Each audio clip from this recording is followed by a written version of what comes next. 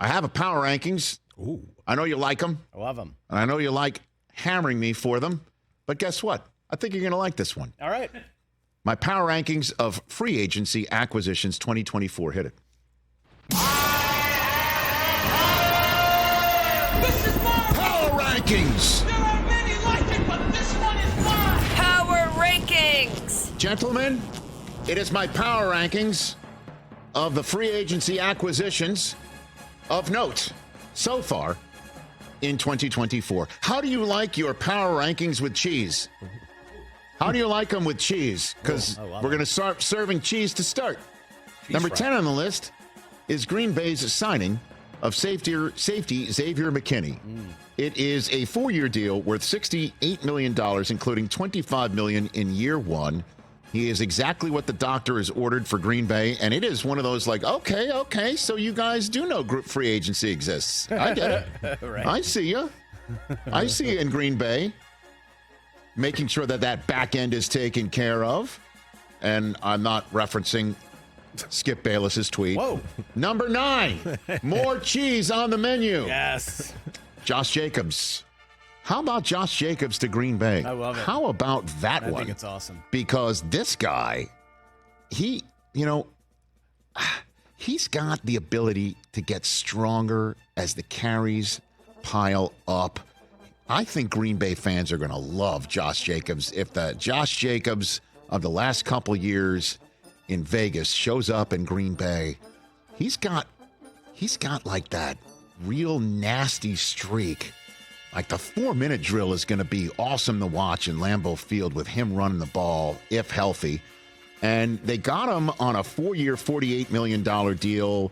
That's 14.8 in year one, but the rest of it's kind of like year to year after that. Yeah, it's pretty much a 1-year deal. It's a weird construct, yeah. but they got him. Number 8 on the list, however, above him.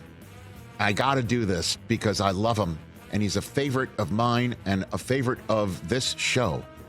But Aaron Jones then immediately turning around and saying, okay, I'm going to go full Favre on you. I'm going to go right to Minnesota. And they need him. I think, that kid, Ty Chandler was showing up towards the end of the year last year. Yep. I don't know if he's the bell cow just yet. Let's get Aaron Jones up there in purple and see him do his thing for the Minnesota Vikings. I thought this was a must-have for them. Certainly in the throes of having just lost Kirk Cousins.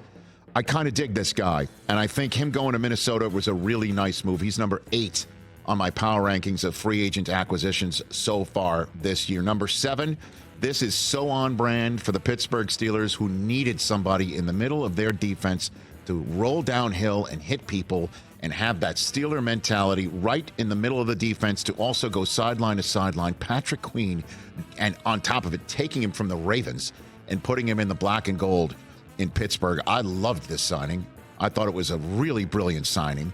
And I think the Pittsburgh Steelers crushed it because this was a need. I remember sitting up there in the booth for NFL Network covering the Steelers in Indianapolis and seeing them try and get things done defensively with their back end of their defense really banged up, trying to get it done with Myles Jack fresh off the couch. Didn't work. 3 years, $41 million for Patrick Queen. That's number 7 on the list. Number 6 on the list. This guy was on my power rankings of top free agents available, and he was number 9 on my list. And how about Danielle Hunter being added for a 2-year, $49 million deal with a max value of $51 and a fully guaranteed $48 million? So it's pretty much it is what it is deal for a guy who is just dominant. He bet on himself last year saying, I'll do a 1-year deal with Minnesota, comes out healthy, and now he is financially hitting it for a Texans team.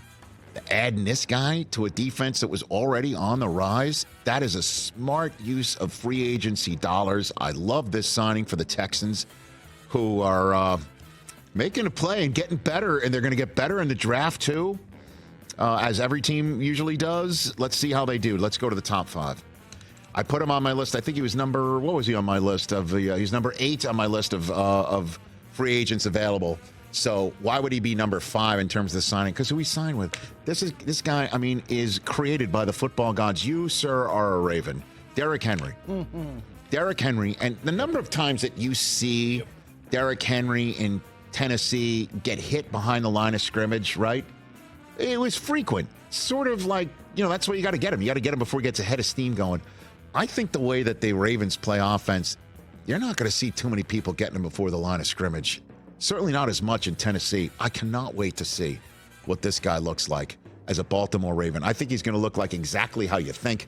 And by the way, with Patrick Queen in Pittsburgh and Henry now in Baltimore, seeing those two guys collide at the point of contact, oh my goodness. Roquan, as a teammate now of Derrick Henry. So you got Quan on one side, Henry on the other, just personifying what this team is all about. So on brand to get him. Number 4 on this list, I called it unfair when I heard the news breaking on this program that Christian Wilkins would now be right next to Max Crosby. Oh, man. Think about it. Trouble. Dude, just think about how good this guy was for the Miami Dolphins, and now a 4-year, $110 million deal with $84.75 million of it guaranteed, and Max Crosby right next to him. Good luck. This guy commands so much attention, and now Max Crosby's going to be one-on-one? Or Max Crosby commands so much attention, and this guy is going to be let loose, stopping the run on the way to the quarterback? Well done, Las Vegas. Number 3 on the list, I love the guy. I think this is exactly what the Philadelphia Eagles are doing to turbocharge their offense that needed this guy desperately. Let's see if he stays more healthy than he did with the Giants. Saquon, number 3 on this list. He is superb. What an addition to this offense that does very well running the ball. And him behind this offensive line in this scheme, I think is potentially very scary. Let's see how Saquon looks as an Eagle. I think it will be as we expect. Number 2, however, I'm putting this guy, even though he wasn't technically a free agent and he was traded to him. That's why I'm using the word acquisition. Brian Burns is a 25-year-old kid, and he's coming to New York, and he is going to be dominant. With Kayvon Thibodeau on this line, Dexter Lawrence on this line, the Giants have an outstanding line, and I think everyone's overlooking him because nobody paid attention to Carolina for good reason. This kid is outstanding. He is as good as they get in this position. He is to be feared. And the Giants, I need to see what they do offensively to build this roster up, what their next moves are going to be outside of Devin Singletary, who didn't make this power rankings. Let's see what they do.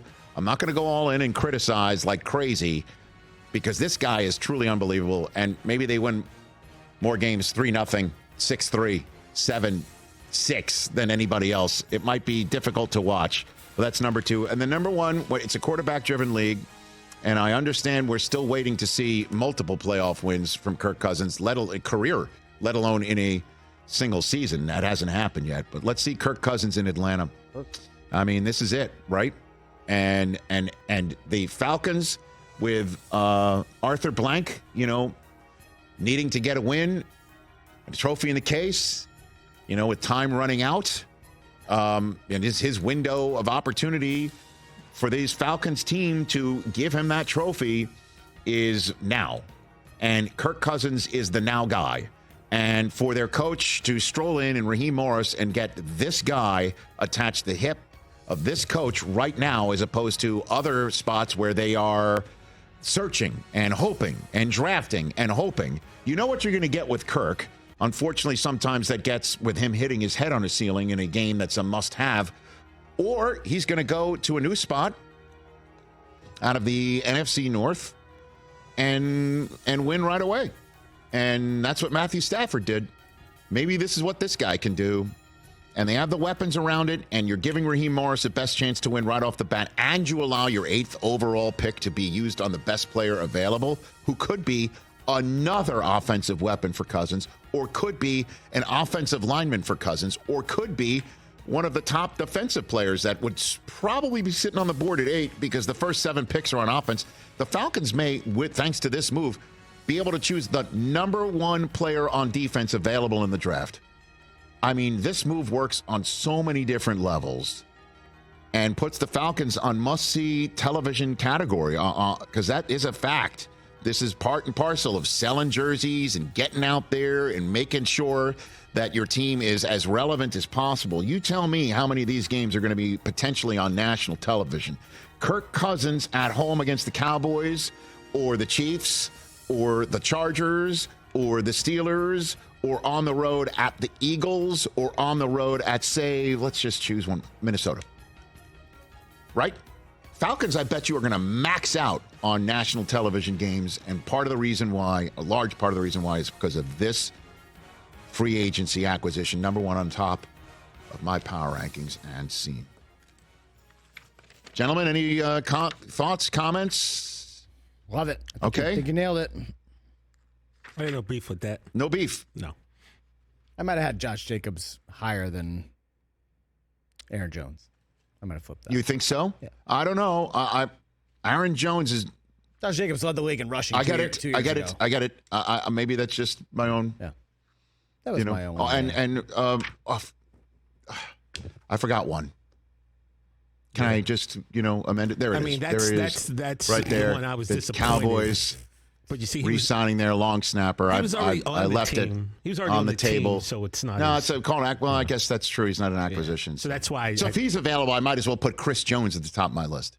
Catch the Rich Eisen Show every single day on the Roku channel, 12 to 3 Eastern, for free.